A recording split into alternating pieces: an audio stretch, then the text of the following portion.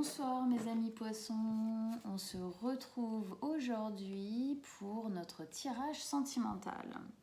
Alors la dernière fois qu'on s'était vu, on avait tiré pour vous le roi de denier en tête de proue de votre tirage sentimental.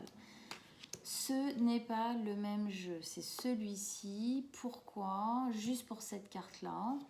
Ça va être l'habituel après parce que j'ai voulu le garder complètement entier. Si cette carte a envie de ressortir ici pour nous dire quelque chose de plus, je la laisse faire. Ok? Alors, les poissons, tirage sentimental. Donc, signe solaire, ascendant ou lunaire comme d'habitude, mais là tout particulièrement, effectivement, je vous conseille d'aller voir votre signe lunaire, qui est le signe qui gère un petit peu tout ce qui est émotionnel et donc sentimental. Ça vous aidera à peut-être croiser les informations, avoir plus d'informations, plus de détails. Voilà. Les poissons, tirage sentimental pour nos amis les poissons.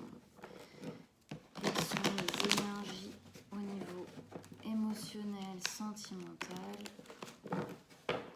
pour les poissons? Allez, encore une dernière fois. Les poissons.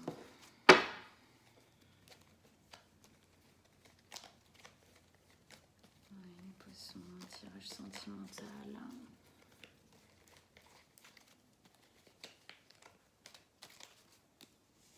C'est parti. La tour, elle est beaucoup revenue dans tous vos tirages sentimentaux, beaucoup.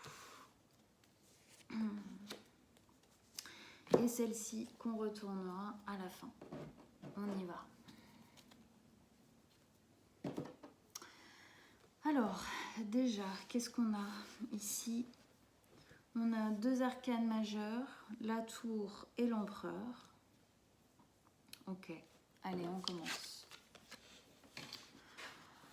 On commence avec donc le roi de denier. Le roi de denier, c'est une énergie, c'est un roi qui met tout le monde en sécurité. C'est un roi qui est sûr de lui, c'est un roi qui construit sur le long terme. C'est un roi qui sait que tout son royaume, tout ce qu'il a fait, il l'a bâti lui, avec ses propres moyens, ses propres possibilités, ses propres envies, son boostage personnel à lui.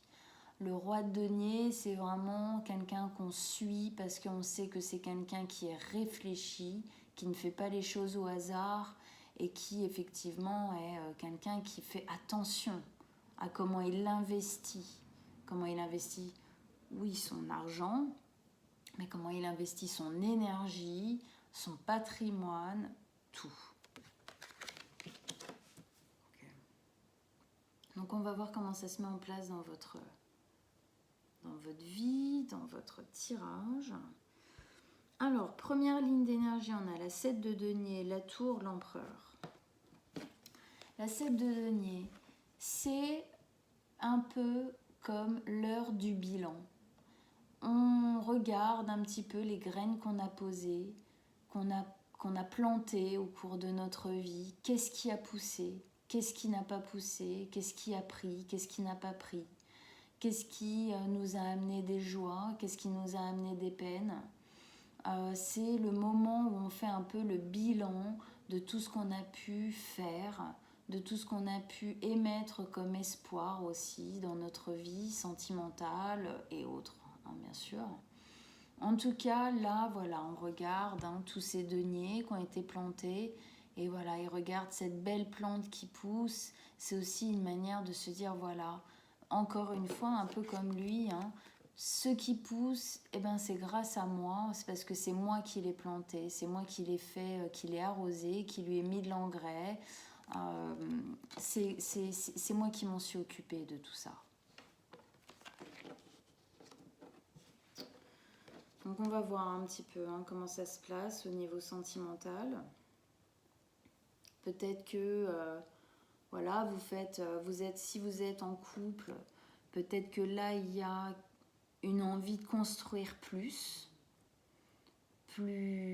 pérenne, plus dans la matière. Peut-être que justement c'est pour ça que vous faites le bilan. Est-ce que cette relation me convient? Parce que moi j'ai envie vraiment de me poser, de faire quelque chose de durable. Est-ce que cette relation est bonne pour ça? Est-ce que je pense qu'elle est assez solide? Est-ce que je pense que les choses qui ont poussé de cette relation sont assez bonnes et bienveillantes et correspondantes à mes envies, à mes valeurs? C'est possible. Si vous n'êtes pas en couple, c'est aussi peut-être justement le fait d'avoir envie de trouver quelqu'un, envie de construire, encore une fois, ça c'est évident. Et du coup, on fait le bilan de qu'est-ce qu'il me faudrait comme personne, quels sont les types de personnes qui pourraient effectivement me convenir pour que je ne m'égare pas encore à l'avenir dans des relations qui n'ont pas ce que je cherche. On continue. Avec donc cette heure au bilan, on a la tour.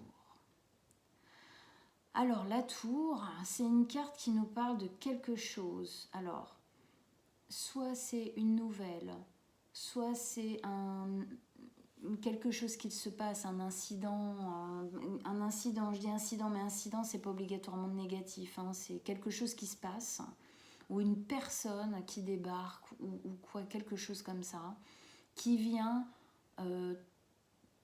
tout dévaster sur son passage, qui vient tout foutre en l'air, c'est-à-dire, mais c'est pas obligatoirement négatif, hein, c'est juste que c'est quelque chose qui nous fait un peu tomber de notre trône, quoi. C'est quelque chose qui nous choque, sur lequel on reste bouche bée.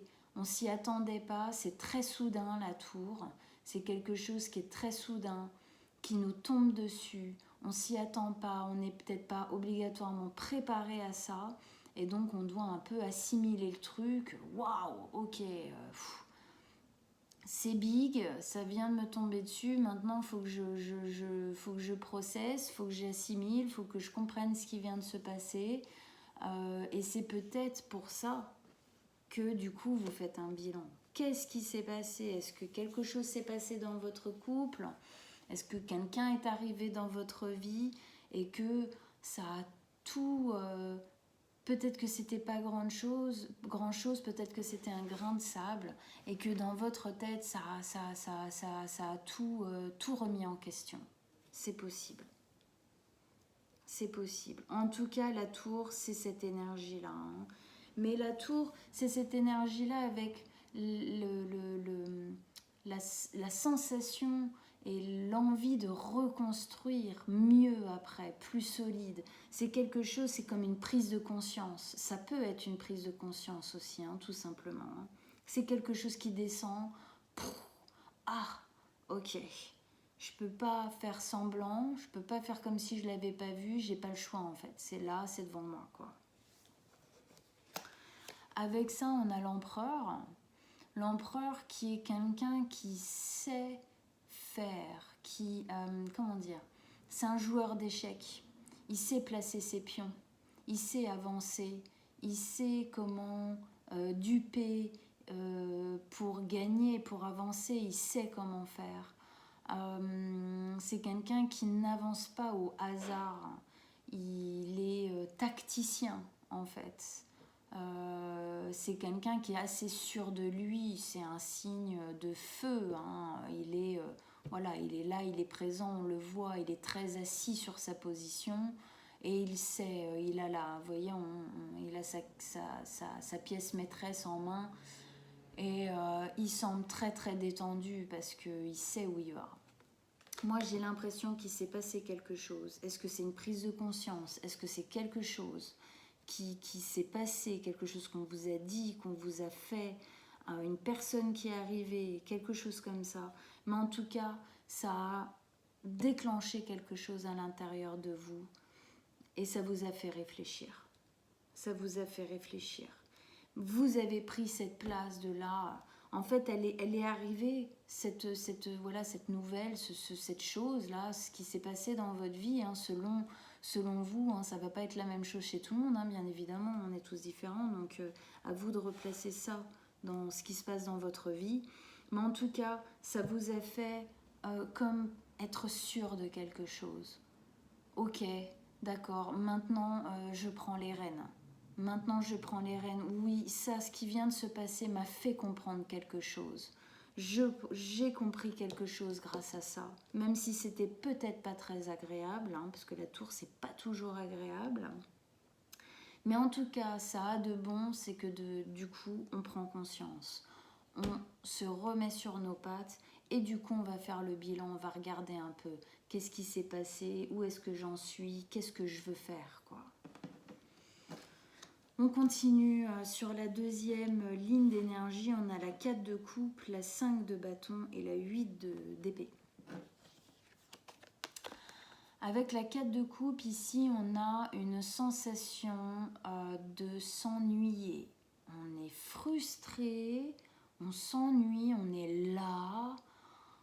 Ça se voit, hein, de toute façon, hein, sur la carte. Hein, elle a l'air un peu saoulée. Hein, elle a l'air un peu seule, là, dans son pathos, à s'ennuyer, à regarder les oiseaux, à se dire oui, j'adore les oiseaux, je sais que c'est beau, mais alors là, franchement, il me faut un peu plus, quoi. Mais l'important aussi dans cette carte, c'est cette toute petite partie-là. C'est que oui, elle s'ennuie. Oui, là, alors elle, parce que c'est une femme, hein, vous êtes un homme, c'est pareil. Hein. Oui, elle s'ennuie, oui, elle est frustrée, oui, elle est lascive, mais sa main porte vers cette coupe dans laquelle il y a cette énergie flamboyante. Ça veut dire quoi? Ça veut dire que oui, pour le moment c'est comme ça, mais ça ne va pas durer. Ça ne va pas durer. Et je pense que c'est vous qui n'allez pas faire durer ça. C'est vous qui allez prendre une décision, quelconque, quelle qu'elle soit, très définitive ou très mesurée.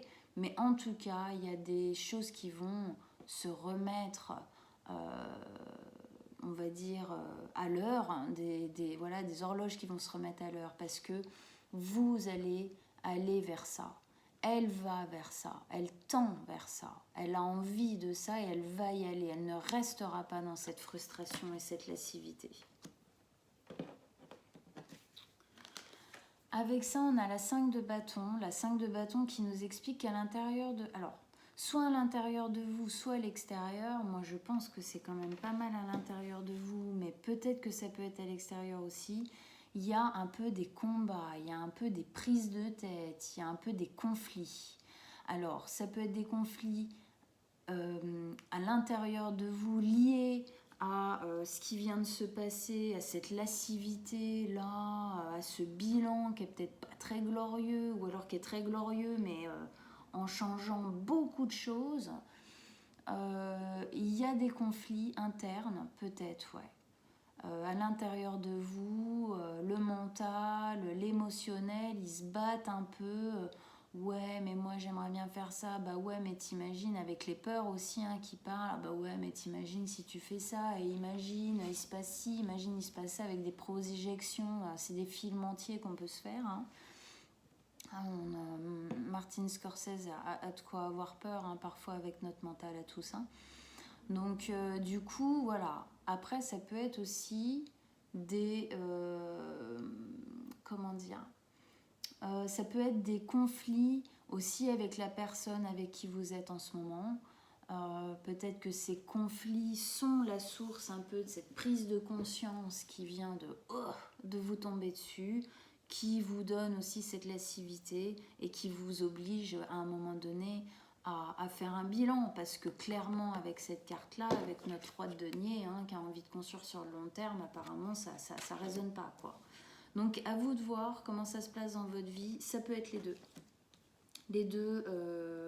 Les deux peuvent très bien être possibles, être imaginables. Parce qu'avec ça en plus on a la 8 d'épée ici. La 8 d'épée, c'est une sensation de se sentir bloqué alors qu'on ne l'est pas. On le voit bien hein, dans la carte, cette jeune femme, elle se regarde dans ce miroir, ce miroir. Dans le miroir, elle est pieds et poings liés, elle est bâillonnée, elle est ligotée, elle a un bandeau sur les yeux, elle n'y voit rien, elle a plein de petits diablotins là, qui viennent. Moi j'adore les corbeaux, hein, c'est pas le problème. Hein. Bon, là, en tout cas, c'est ça l'idée. Qui viennent lui susurrer des trucs assez insupportables, de projection, justement, de prise de tête dans la tête. Alors que dans la réalité, en fin de compte, elle est absolument libre. Hein. C'est dans sa tête hein, que ça se fait ça, hein, qu'elle se sent complètement piégée, piégée par ses peurs, piégée par ses angoisses, piégée par ses propres frustrations, par ses propres dénis aussi. Et il demande qu'un truc, hein, c'est d'être libérée, parce qu'en vrai, elle ne l'est pas. Hein. Elle est complètement, donc elle, encore une fois, parce que c'est une femme sur l'image, le dessin, vous êtes un homme, c'est la même chose. Mais là, pour moi, il y a quelque chose là où vous vous sentez bloqué, quoi. Dans cette frustration, cette prise de tête, intérieure ou extérieure, ou les deux même. Mais en tout cas, à l'intérieur, c'est sûr. C'est sûr, hein, avec ces deux cartes-là, autant vous dire, c'est sûr, je suis sûre que vous vous prenez la tête tout seul aussi, hein, de toute façon. Ça tourne à l'intérieur de vous, vous vous posez 1000 questions, vous vous faites 1000 projections, les meilleures jusqu'au pire. Voilà, ça tourne. Après, il y a peut-être aussi des conflits externes, hein, dans le couple, à part entière, quoi. Mais en tout cas, il y a quelque chose là qui est bloqué, qui semble être bloqué. Mais à mon avis, ça n'attend qu'une chose, c'est peut-être déjà arrivé, ou en tout cas c'est en cours. Il y a quelque chose qui va faire que vous allez reprendre les rênes, quoi. Hein. Vous allez reprendre les rênes parce que cette carte nous parle bien du fait de sortir de ça. Elle sort de ça, elle sort de ça. Elle sort de ça. Elle a envie, voilà, il y a une... Elle, c'est parce que c'est des nanas, là. Bon, ok. Mais voilà, il y a une envie de construire sur le long terme. Et on ne va pas se laisser faire par ça, en gros. C'est ça que ça veut dire. On continue. Ah, énorme. Énorme parce que on a le soleil qui ressort. Et je me souviens très bien, votre carte... la carte qui était sortie en haut du tirage général du mois de juillet, il y avait le soleil.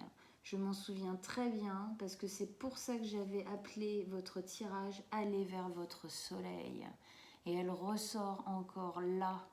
Allez vers votre soleil, écoutez-vous, écoutez cette tour-là qui vous est tombée dessus, reprenez le contrôle, faites un peu les pour et les contre, regardez ce dont vous avez vraiment envie et allez vers ce que vous avez envie. Laissez tomber ça, là, arrêtez, laissez, on balaye, on fait le ménage, on guérit tout ça. Allez vers votre soleil énorme qui soit ressorti. J'adore quand ça fait ça. Je vais en tirer une autre, j'en ai tiré, bon, elle est parlante pour elle-même, mais j'en ai tiré une pour tous les signes. Je ne vais pas vous laisser comme ça. Allez. Une carte en plus. Qu'est-ce qui pourrait nous aider à comprendre le soleil pour nos amis les poissons? En tout cas, ça ne peut pas être plus encourageant que ça. Hein. Elle est sortie 2 fois, tout ça. Là, on essaye vraiment de vous faire comprendre quelque chose. Hein. Qu'est-ce qui pourrait nous aider à comprendre le soleil pour les poissons? Le soleil. Ah ouais.